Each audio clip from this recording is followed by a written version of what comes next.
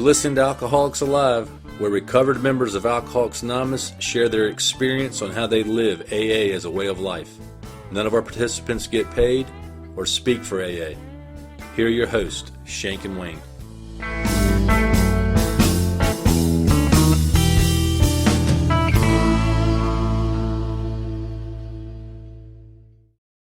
Shank, remember, we don't have to do a podcast. We get to do a podcast. How do you find the time? Aren't you so busy? Oh, yeah, we're so busy. Yeah, it takes so much time. You know what? All that's true, but you'll never hear us say that. Nah, it's not true. What's the term? God bends time. God bends time. There's time for everything. It's actually true. I believe that to be true. Yeah, if you're living a spiritual way of life. Become unfamiliar with the word no. Doesn't mean you never say no. But yeah, in general, say yes. What's our Upon Awakening reading today? Upon Awakening, we are season 11, episode 7. So our Upon Awakening today comes from the book Alcoholics Anonymous, 4th edition, 2001, from page 55. And this says, something most people are familiar with this reading. Actually, we were fooling ourselves, for deep down in every man, woman, and child is the fundamental idea of God. It may be obscured by calamity, by pomp, by worship of other things, but in some form or other it is there. For faith in a power greater than ourselves and miraculous demonstrations of that power in human lives are facts as old as man himself.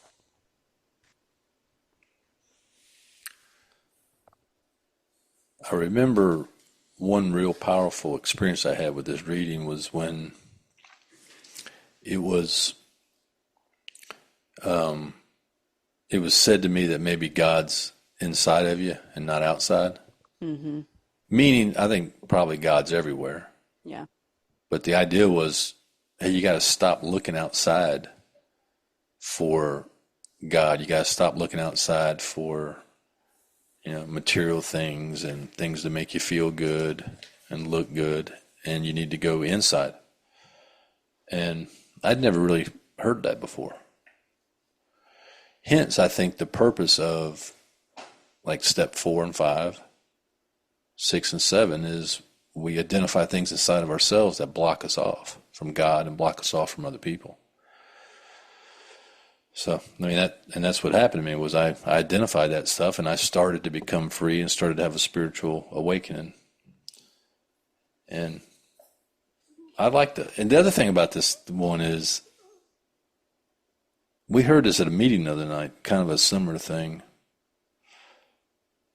It says that the power greater, faith and power greater than ourselves and miraculous demonstrations are facts as old as man himself. Mm-hmm. And I know it sounds elementary, but if you think about it, so are all the stories and all the people and all the things that people have said that God have done are all of those folks lying? Right. Or they can't all be lying. Are they all delusional? Yeah. Probably not. They cannot all be made up. No. Some of them, probably. Maybe, yeah. But definitely not all. Yeah.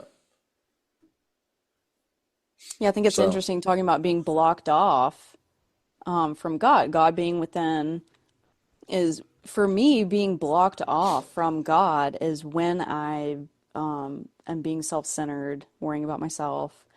And what helps with that, helping someone else. That's... It's the key ingredient. Mm-hmm. Being blocked off doesn't mean that I'm not praying enough or the right way or not going to the right church or the right meeting or the right group. For me, it means that I'm doing things for self. I should be doing more for others. Yep. So stay away from pomp and worship of other things. Try to help people. That's right. Find that power deep down inside of yourself. Matter of fact, it says later on in the last analysis, it's only there that it can be found. Well, how Yep. about that? Yep. Close the ring. That's it. Close the loop. Close the loop. Yeah, close the loop. All right, Shank, what's our what concept are we on today? We are on concept VII, which is 7. 7. All right. I say that for myself. Maybe if I say the Roman numerals with the number, I'll learn them at some I point. think you know the Roman numerals. I know some of them. Okay. I get nervous. I'm like, oh man, is that 7 or So we are on concept 7. This is like tradition versus the legal power. So this is a short form of concept 7. It says the charter and bylaws of the General Service Board are legal instruments empowering the trustees to manage and conduct World Service affairs. But the conference charter is not a legal document. It relies instead upon tradition and the power of the AA purse for final effectiveness.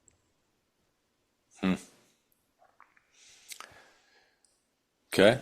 So, So the charter and the bylaws of the General Service Board are legal instruments, not legal documents.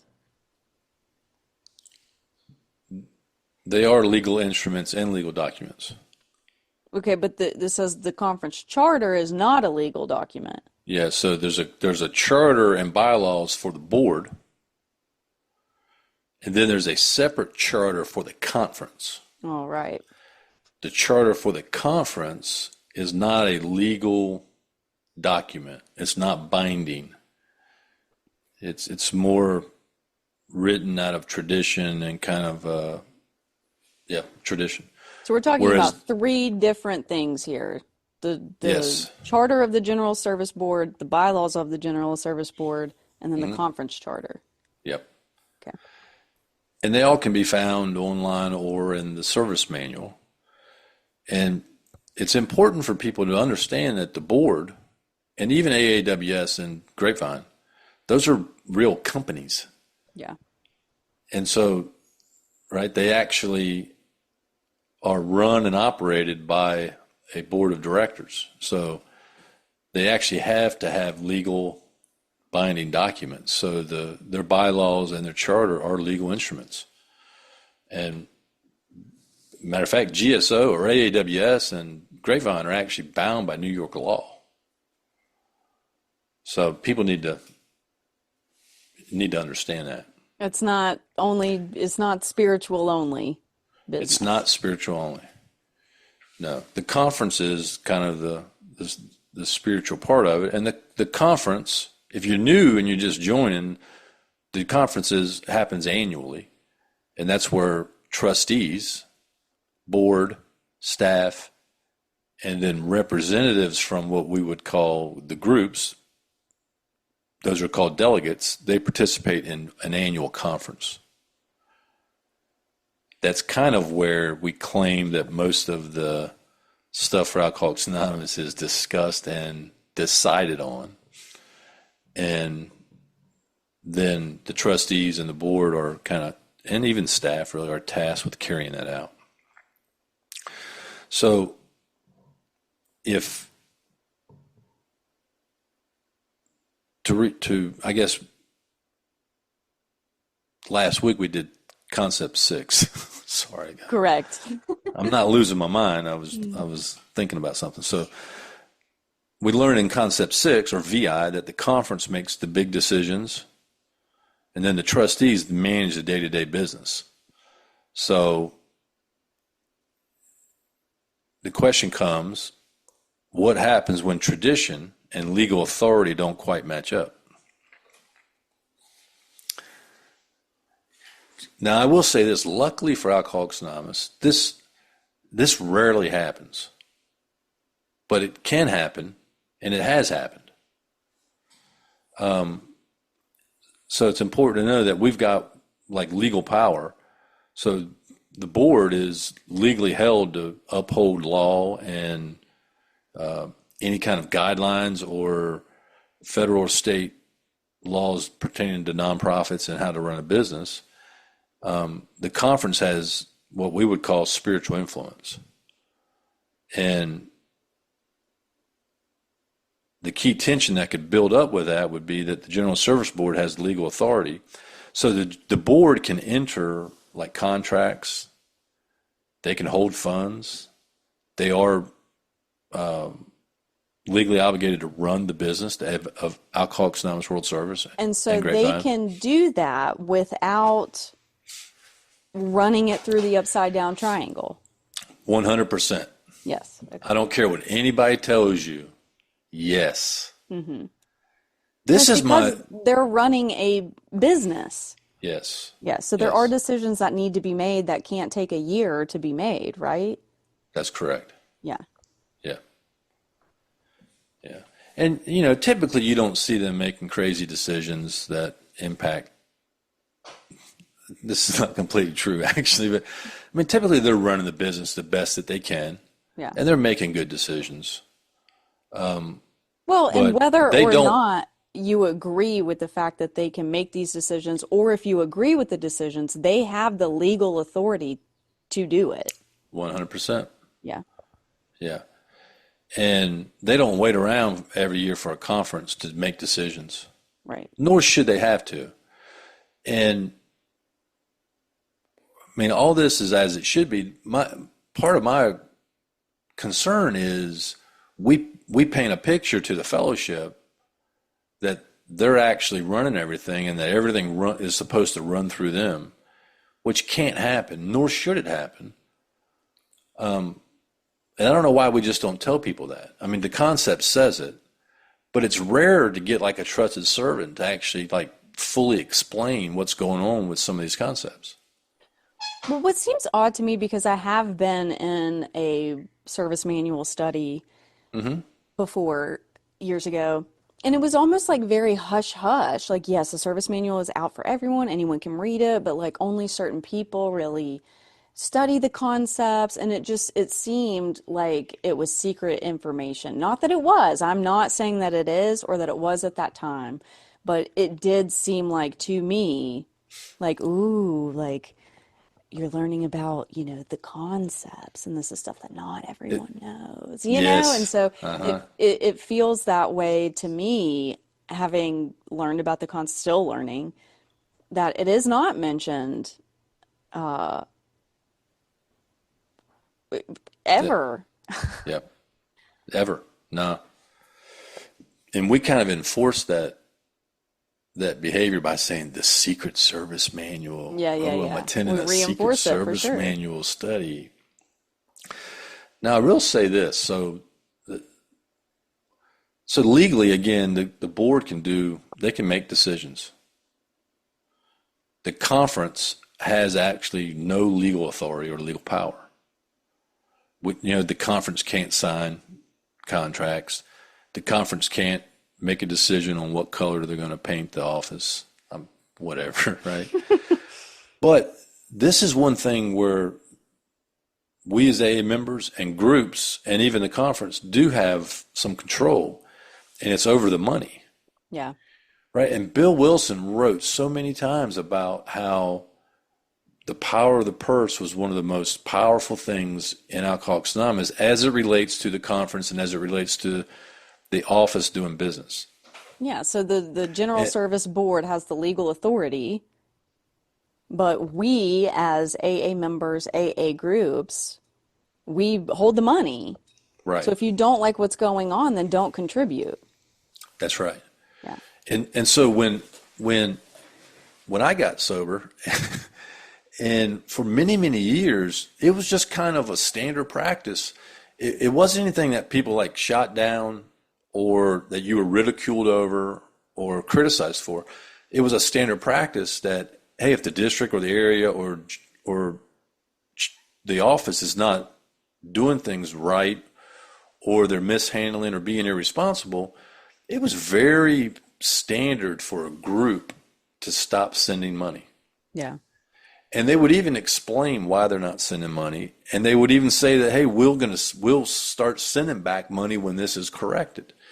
And we would do that all the time. And it kind of got people's attention, and you got responses, and you would even see things change. But now it seems like if you do that, you're really criticized. You're being, you're told you're closed-minded, or you don't have any vision, or, well, you need to get on board with what we're doing. I would argue that we need to get back to what I would call the power of the purse, which is basically what it says in the concept. Like, even in an area, right, our area, I mean, we had a treasurer publicly say that if things stay the way they are, the area is going to be broke by the end of 2026. And thank God she said that, but And you heard audible gasp in the crowd. yeah, and nobody asked any questions, right? But then they want to spend $70 for a new pencil, and everybody's complaining about that. So, my point is, if your area, your district is being irresponsible or maybe not transparent, maybe we should go back to trying to use the power of the purse to change the direction of something or to influence something. It's really all you got.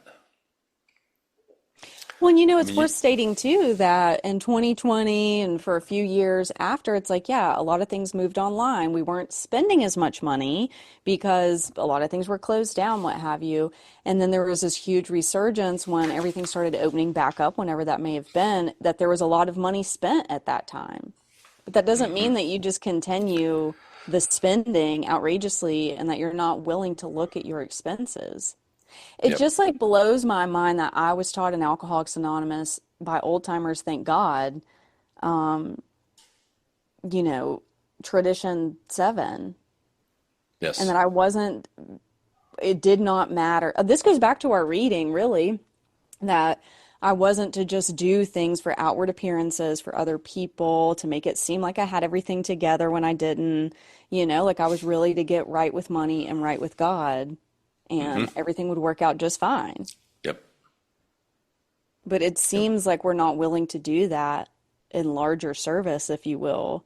It's just, no, we're helping alcoholics. We need to spend $100 more on the LinkedIn page, and Yep. like whatever it may be. Just, yes, technology is important and great, but do we really need a professional LinkedIn page? These are good points. Probably not. And we spend, a lot of time and energy and to some degree money on, a lot of exclusive pamphlets and very specific pamphlets and other things that probably aren't in line with our primary purpose. But yet when you try to bring that up, it seems that no one wants to talk about it, or you're labeled as being, a bigot, or whatever the newer terms are. Uncaring, old Uncaring, school, old school. like not willing to grow with the times. I love technology. I think technology is amazing. I really do. But there is just something about speaking with someone on the phone or seeing them face to face, in most cases. That's what people did with me. They spent time with me. Yep. They spent time with me Yep. and taught me how to form a relationship with God of my own understanding. Not this is how it has to be. You need to go to this church, or you need to do this or not do that.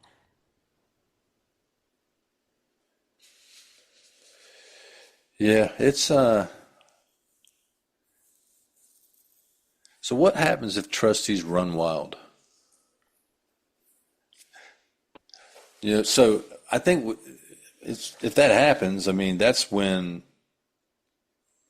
we claim the real power lies in the fellowship and the collective conscience of the groups and the members and the influence that we have for financial support.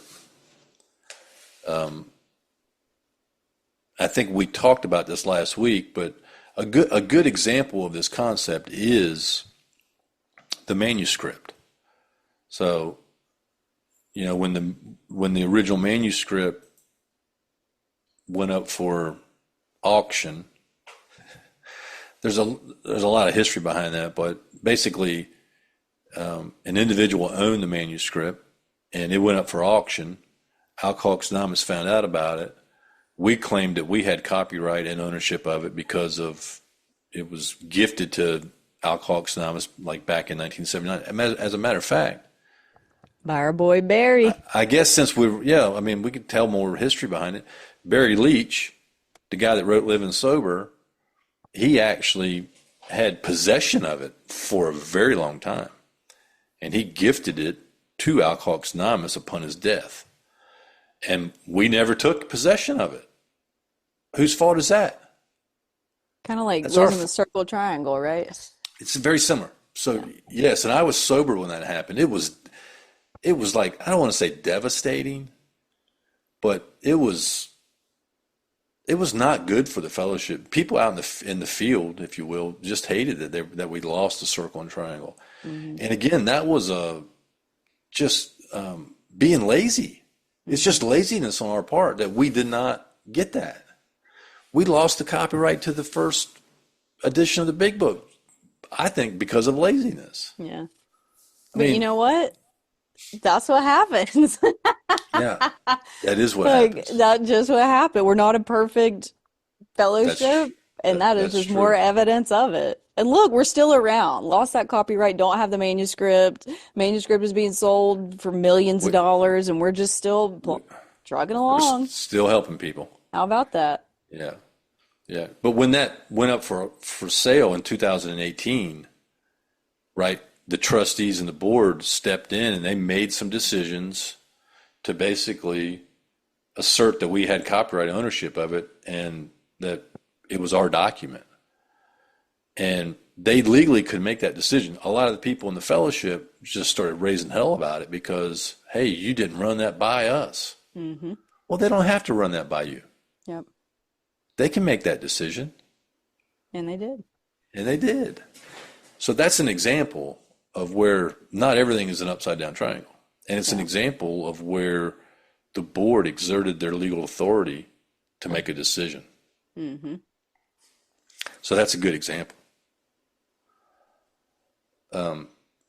And by the way, the document went to auction and sold for $2.4 million. So we don't own it still to this day.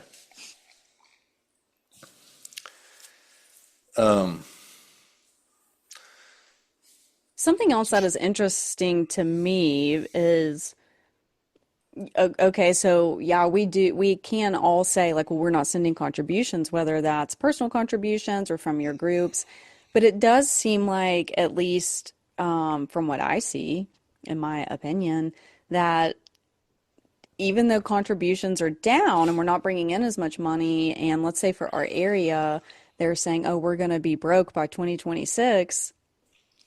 It's kind of like people are like, well, just send more money. It's never Right. like, let's take a look at it and maybe let's ask people, why are you not sending money? Or what is going on? Yeah. It's Yeah. always just, or not, let's look at our expenses. Right. Yeah. Or ask the question, why are you spending so much money? Well, right. It's those are Yeah. never the two questions. Like why aren't people sending more and why are we spending so much? It's, well, we're going to be broke, so we won't be able to help any alcoholics and Yeah. Yeah. Here's what we do know. It does not take much to help an alcoholic. It just doesn't. And I mean, you don't need a bunch of fancy literature. You don't need a bunch of fancy advertisement. All you need is your own experience and the willingness to sit down in front of somebody and share your experience. well, not to really get And, us off track and here, but I think people's skewed understanding of anonymity plays into this because they can be 100% it does. anonymous behind a computer instead of press, radio, films, and social media. My clients know that I'm a sober member of Alcoholics Anonymous, that I'm a recovered alcoholic. Yeah. You know, like the people in my community, my husband's clients, people know, people in my neighborhood. Yep. I'm not the spokesperson for AA, but if someone needs help, they'll be like, "Oh yeah, she's sober. Let's see if she Yeah, knows let's something. talk Call to this her. girl." That's right. That's how it should be. Yeah. Yeah. So we should start asking questions. Are we being responsible with our money? Are we being responsible with, what we're doing to help another alcoholic? So basically, trustees are the legal guardians of the AA house, right? And the conference and us are like we're renting the Mm. house. Yeah. Yep. We're all the sobriety family. We're the sobriety family. Grandpappy and my Yeah. sponsee sisters. So the trustees hold the keys, or the board holds the keys, but we hold the spirit and the purpose, Shank. Yeah. And there's a lot of responsibility with that. The other thing that's become clear to me is that, you know what, regardless of what happens with the Grapevine, regardless of what happens with Alcoholics Anonymous World Services or the office, we're still going to be out here helping alcoholics. That's right. So I think it's important to remember that. Yeah. Yeah.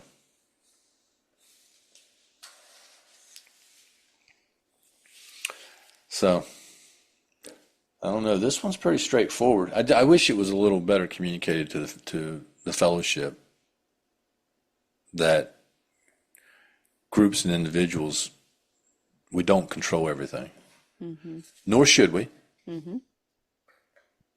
and that our power is more spiritual, and in many aspects it could be financial. That we should probably start asserting that in some cases. Because in the spiritual realm, tradition can be stronger than a law. Yeah. I could see Yeah, that. yeah, yeah. It also reminds us that groups and their voices still have the final say, even if it's not legally binding. Now, I guess we got some examples of this recently where the voice of the fellowship maybe we don't think was heard completely. Mm-hmm. I mean, right, plain language, big book. I mean, I would still probably say that I'm not sure that was the actual collective conscience of the fellowship. Especially when you go back and look at some of the all those PAIs. PAIs that were submitted. I mean, there was, God, I don't know how many there were specific to that never got. I don't want to say they never got read, but they weren't considered. That's the fastest thing that has ever happened in AA since I've been sober. Wait a minute, but everything here takes a long time, Shank. Wrong. That's wrong on that for sure. Yeah, But you know what? I guess it could have been the group yeah, conscience to yeah, publish it. yeah, And if that were the case, if it had, in my opinion, gone through the proper protocol, taken a little longer as things in AA, they say always do, and the outcome was, nope, we want it, there you go. Then yeah. publish it. I think a lot of people are just like confused and bitter about it because it seemed like it popped up one day in a Zoom and a year and a half later it's published on the shelf. Yeah.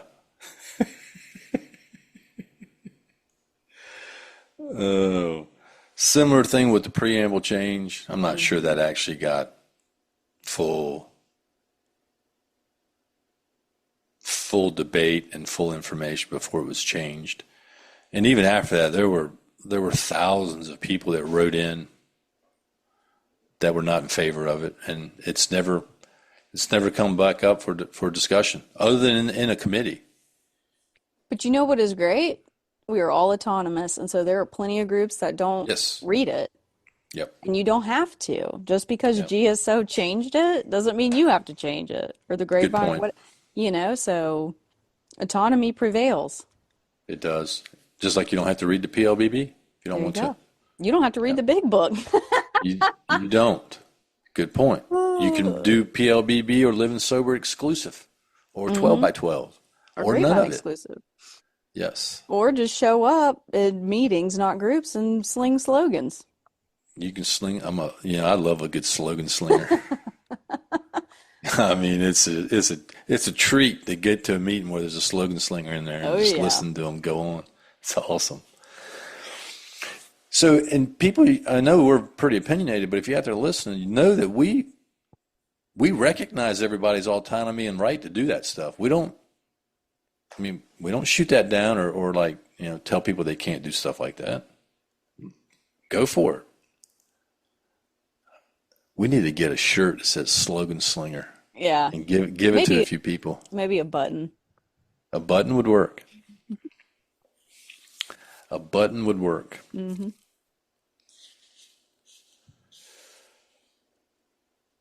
Well, Shank, I think this I think concept.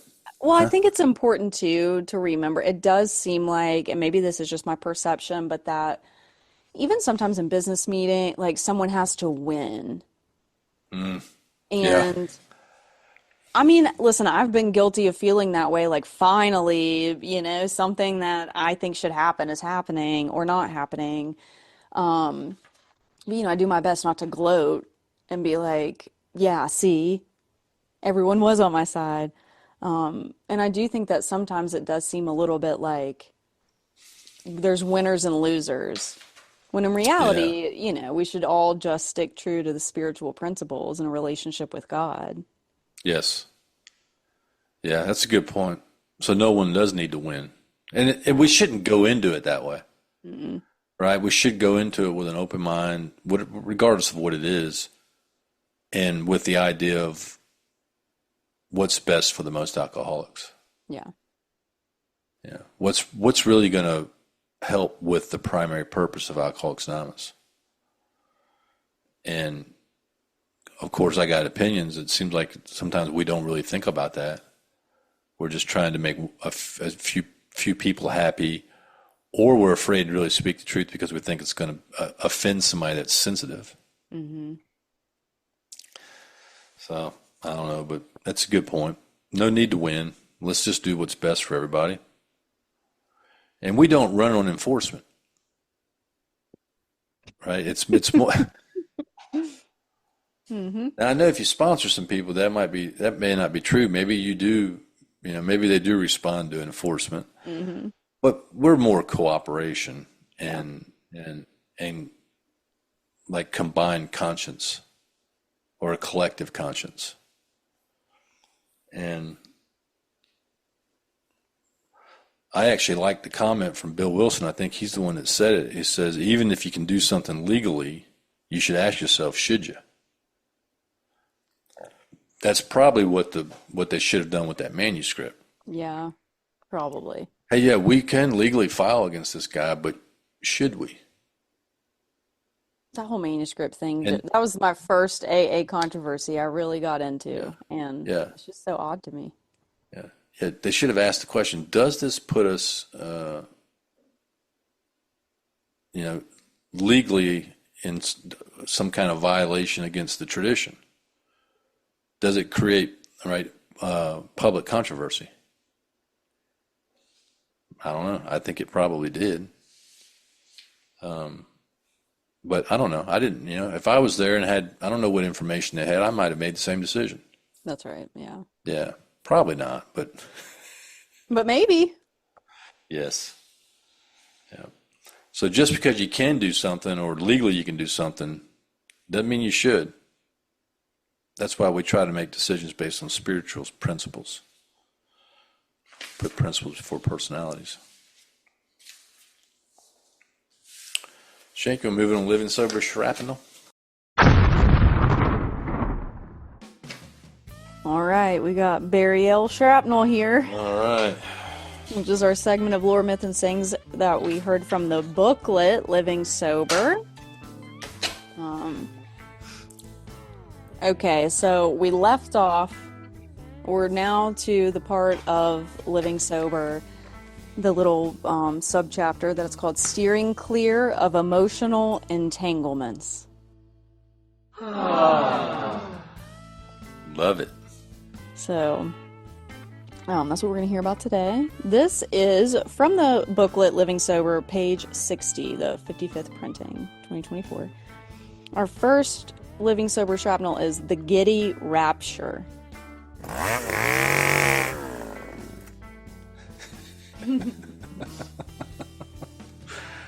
And this says, we have seen such relapses happen in several ways. Now, they're talking about if you're in love, mostly with people you shouldn't be in love with, like your doctor, your lawyer, Sponsor. your sponsor, maybe your, anyway. Your okay. wife's sister, your husband's brother. Yeah, you got us diverted that time. Okay, and then relapsing because of it. So this says, we have seen such relapses happen in several ways. In the early relief and delight of getting well, we can whip up enormous crushes on new people we meet, both in AA and outside it, especially when they show genuine interest in us or seem to gaze up at us in admiration. The giddy rapture this can bring makes us highly susceptible to a drink.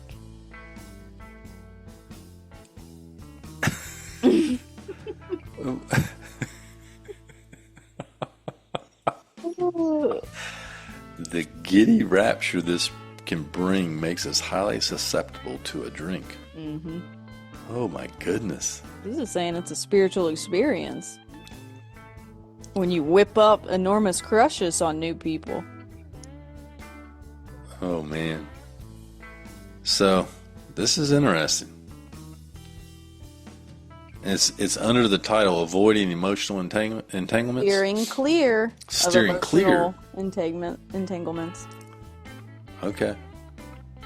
So we're basically immature and acting delusional because we think anybody that takes an interest in us wants to get with us.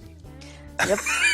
Well, and preceding this reading, it talks about how, a lot of people say they drink because of relationships or because of lack of love, and they were always searching.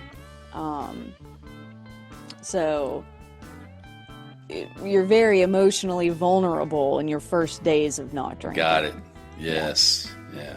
Well, there's some probably truth to that. Yeah. But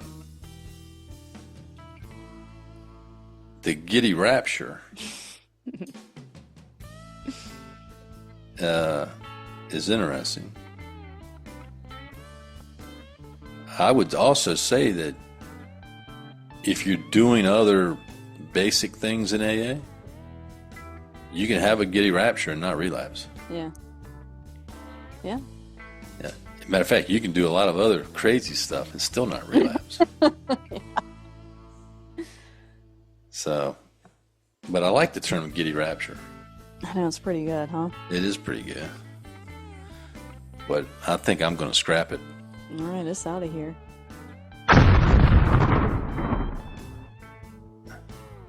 We're not going to let the giddy rapture bring us to the highly susceptible to a drink. All right, so our next is an emotional entanglement. Okay. So it flips on us, and then it says, hey, okay, the opposite can also be true, and not so many words. That then you're immune to any kind of love or affection, and that doctors will say that can be normal after getting sober until your health evens out, gets better. So is this was this a 70s version of being impotent in the book? It says. Yeah, it says physically, clinicians tell us it is common for people to have little interest or ability regarding sex for many months after stopping drinking. A problem that is often alleviated as overall health returns. Okay. If you're newly sober, hang in there. This also comes from page 60, and it says, we should remember, too, that intense dislike also is an emotional entanglement, often a reversal of past love. We need to cool any overboard feeling, lest it flip us back into the drink. Oh, my goodness. Mm-hmm.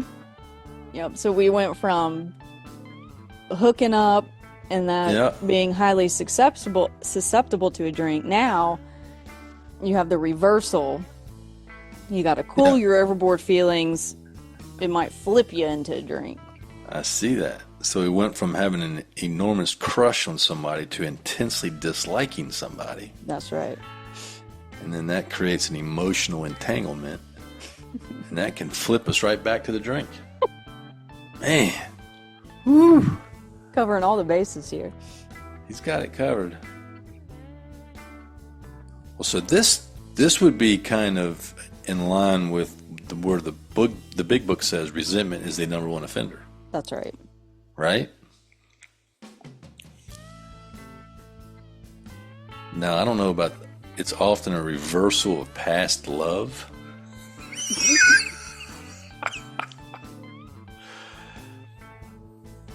I don't know, man. He's getting a little complicated for me. What was going on with old Barry? I don't know. What was happening at his home group? He was seeing a lot. We need to cool any overboard feeling. Okay, well, I would say that we do that through the steps. That's right. Yeah, and prayer, meditation, sponsorship, talking to a sponsor.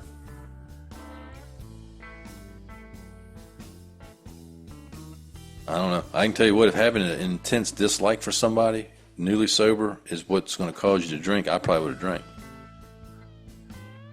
Me too. Right?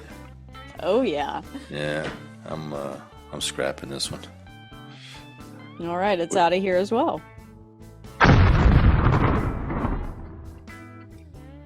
So then it goes on to tell us, don't make any decisions in the first little while. It doesn't say first year, I don't think, but it says, okay, you're highly emotional. Try not to make any decisions. Don't tie your sobriety to someone when you're newly sober. Good suggestion. I'll stay sober if Jerry stays sober, Right. doing it for my kids, anything like that. If she comes back. Yep. Okay, so then it tells us immature or premature liaisons are crippling to recovery. No! That's our shrapnel for this one. Only after we have had time to mature somewhat beyond merely not drinking are we equipped to relate maturely to other people. When our sobriety has a foundation firm enough to withstand stress, then we are ready to work through and straighten out other aspects of our lives. Oh my goodness. It's going to take me a while to analyze this one. Okay, so right before this, it talks about using first things first. So we kind of backpedal to our slogans here, slogan slinger. And it does say, if you use first things first, it's helpful to concentrate on sobriety alone.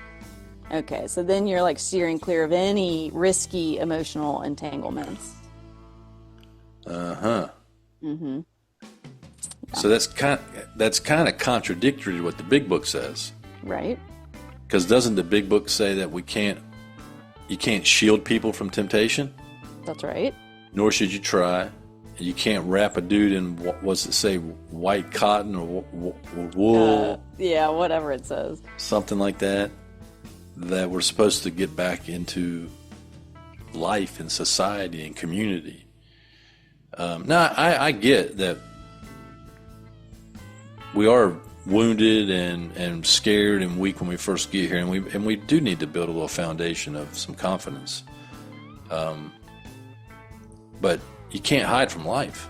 Well, you'll love this. This is the last sentence of our emotional entanglement section.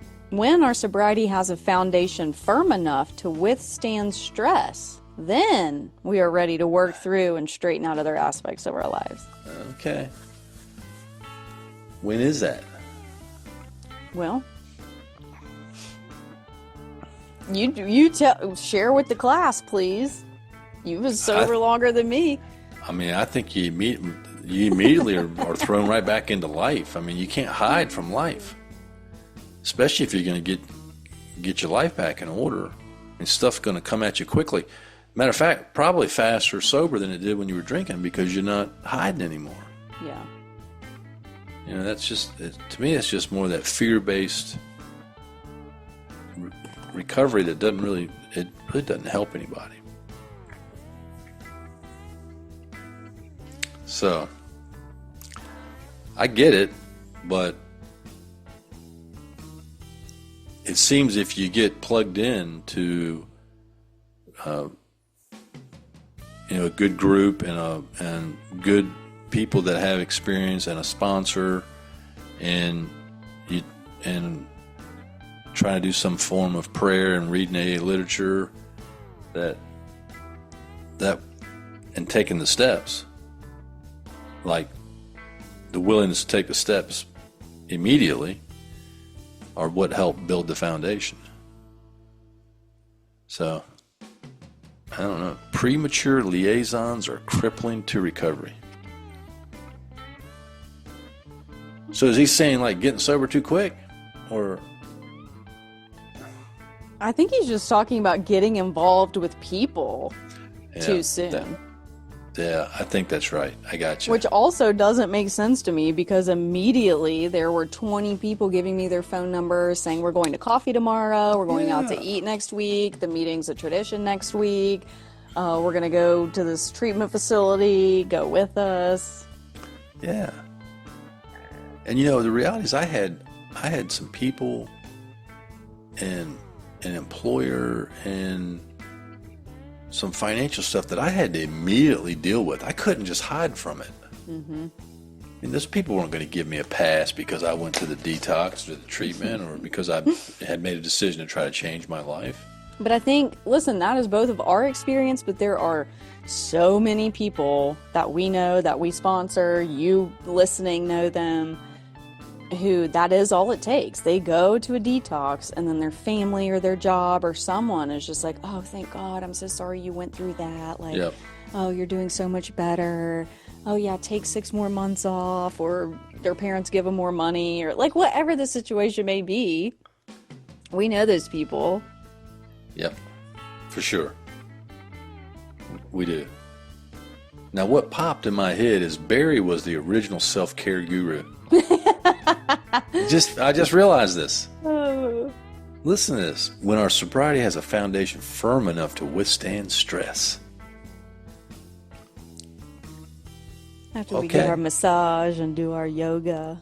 I can't withstand stress today. That's right. I mean, what? I mean, all right. It's out of here. It's out. It's got to go. Right.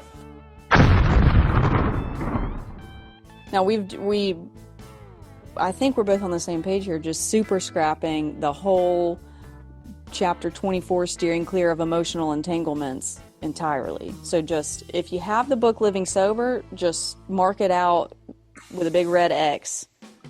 Super scrap. It's just gone. Don't read it at all, okay? No. It's out of here. It has got to go.